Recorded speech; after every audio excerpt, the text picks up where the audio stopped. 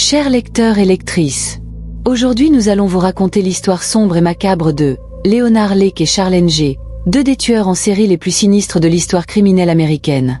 Ce récit retrace leur vie depuis la naissance, leur descente dans la folie meurtrière, leur arrestation, leur procès, leur condamnation, ainsi qu'une analyse psychologique et un point d'actualité en 2025.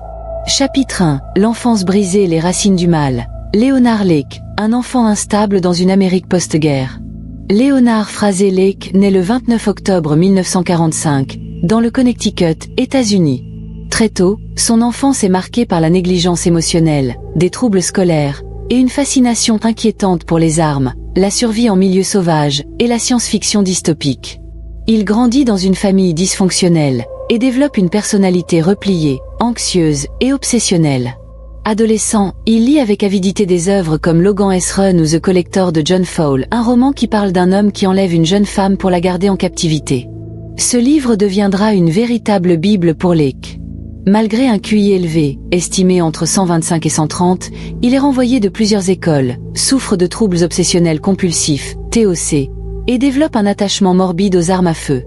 Il rejoint brièvement l'US Marine Corps, mais est renvoyé en 1967 pour instabilité mentale. Charles Ng, héritage colonial, violence aristocratique. Charles Chita Ng naît le 24 décembre 1960, à Hong Kong, alors colonie britannique. Issu d'une famille aisée, son père est un important homme d'affaires d'origine chinoise. Charles connaît pourtant une enfance marquée par la violence domestique, la négligence parentale, et une éducation rigide dans des écoles britanniques strictes. Très jeune, il développe des tendances cruelles envers les animaux et un profond mépris pour l'autorité. À 15 ans, il est envoyé dans un pensionnat catholique au Canada, où il est victime de harcèlement. Il commence à voler, mentir et manipuler. À 19 ans, il est expulsé de son collège, puis rejoint les US Marines en 1980 grâce à de faux papiers. Là-bas, ses problèmes de discipline explosent. Il est accusé de vol, de désertion, et finalement condamné à une peine de prison militaire. C'est en fuyant cette prison en 1982 qu'il croise la route de Leonard Lake. Chapitre 2. La rencontre des monstres, naissance d'un duo de terreur. En 1982, Charles Ng, en cavale après s'être échappé d'une prison militaire en Californie, tente de voler une arme dans une quincaillerie. Il est arrêté, mais parvient à s'échapper à nouveau. Blessé, il se réfugie dans une ferme isolée près de Wilseyville, dans le comté de Calavera, en Californie. C'est là qu'il trouve refuge chez Leonard Lake, qui vit avec sa femme, Clara Lynn, dans une cabane isolée appelée l'abattoir, The Bunker. Au lieu de le dénoncer, Lake, fasciné par la brutalité et la détermination de Ng, décide de le cacher. Très vite, les deux hommes tissent une relation symbiotique. Lake, le cerveau obsessionnel, manipulé par ses fantasmes apocalyptiques. Ng, le bras armé, violent, charismatique et sans pitié. Ils élaborent un plan diabolique, créer un phalanstère de l'horreur. Inspirés par Logan S. Run et The Collector, ils entendent capturer des femmes pour les garder en esclavage sexuel, les tuer quand elles deviennent inutiles, et élever une race maîtresse dans un monde post-apocalyptique qu'ils croient imminent. Chapitre 3. L'abattoir, un enfer sur Terre. Sous la cabane de Lake, ils construisent un sous-sol secret, une véritable prison souterraine équipée de cellules, de chaînes, de caméras vidéo, et même d'un système de gaz. Ils y retiennent prisonniers des hommes, des femmes, et même des enfants, qu'ils enlèvent dans la région, souvent après avoir volé leur voiture ou leur carte de crédit.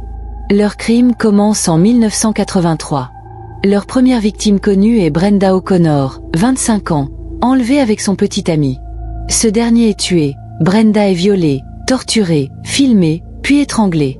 Les deux complices gardent des journaux intimes détaillant leurs actes, enregistrent leurs viols, et collectionnent les objets personnels de leurs victimes.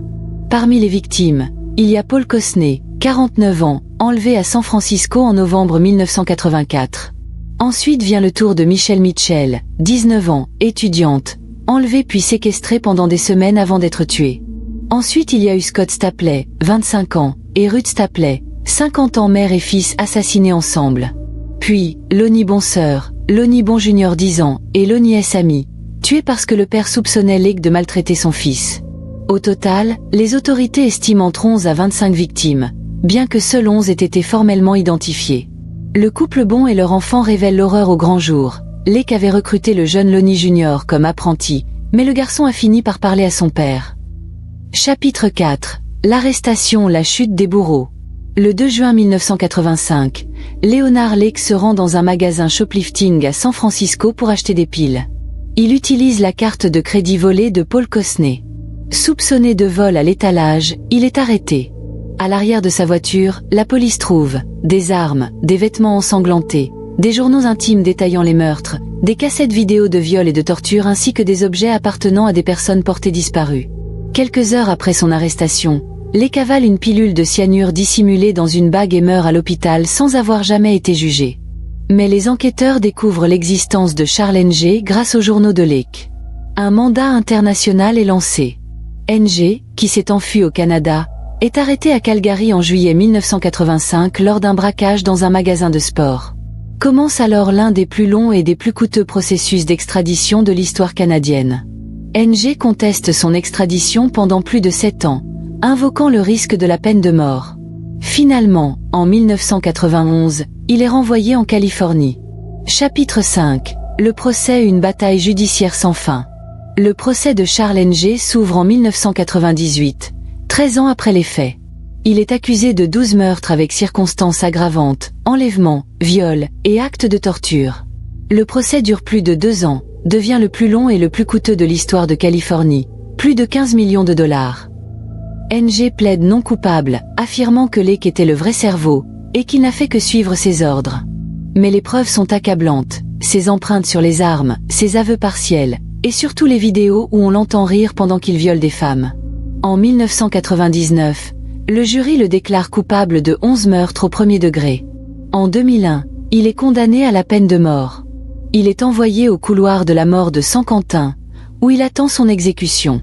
Chapitre 6. La vie en prison et l'attente éternelle. Depuis 2001, Charles Ng a multiplié les recours en appel. Il a converti à l'islam en 2005, prétend s'être repenti, mais les proches des victimes restent sceptiques. Aucune exécution n'a eu lieu en Californie depuis 2006, en raison de moratoires judiciaires sur la peine de mort. En 2025, Charles Ng, âgé de 64 ans, est toujours incarcéré à San Quentin. Il est l'un des condamnés à mort les plus anciens de l'État. Sa santé se dégrade, mais il n'a jamais été exécuté. Leonard Lake, lui, repose dans une tombe anonyme, ses cendres dispersées, son nom rayé de la mémoire officielle mais pas de celle des familles brisées. Chapitre 7. Profil psychologique, la symbiose du mal. Traits de personnalité fondamentaux. Charles Ng incarne un cas classique de psychopathie primaire. Un manque total d'empathie. Il ne ressentait ni remords ni compassion, même envers les enfants. Charisme manipulateur.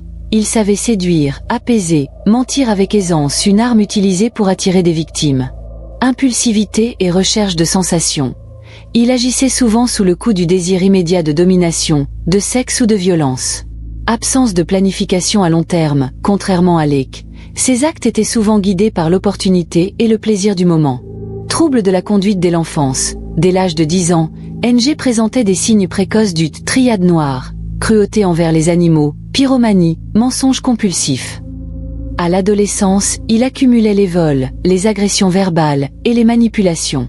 Ce parcours typique est un prédicteur fort de psychopathie adulte.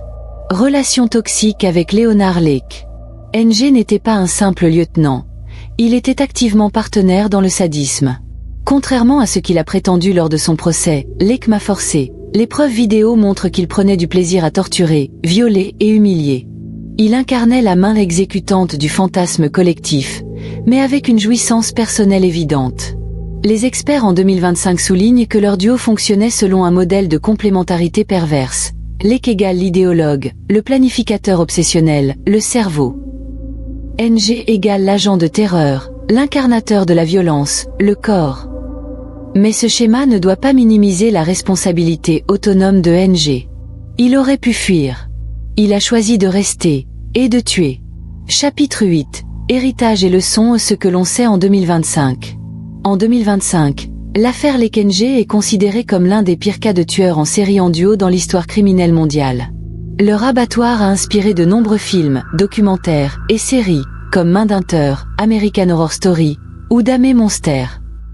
Les journaux de Lake et les cassettes vidéo sont conservés dans les archives du FBI et ne sont accessibles qu'aux chercheurs accrédités. La plupart des familles des victimes ont poursuivi l'État de Californie pour négligence, car plusieurs disparitions auraient pu être évitées avec une meilleure coordination policière. Aujourd'hui encore, les criminologues étudient ce cas pour comprendre la dynamique des duos criminels, l'impact de la pornographie violente et des fantasmes de domination, les failles du système judiciaire face à des criminels hautement organisés. Et surtout, une vérité glaçante, le mal n'a pas besoin de raison. Il suffit parfois de deux âmes brisées, perdues dans leurs ténèbres, pour créer un enfer sur terre. Épilogue, les fantômes de Wilseyville. La cabane de Wilseyville a été rasée en 1986. Aujourd'hui, le terrain est recouvert d'arbres. Personne n'y vit.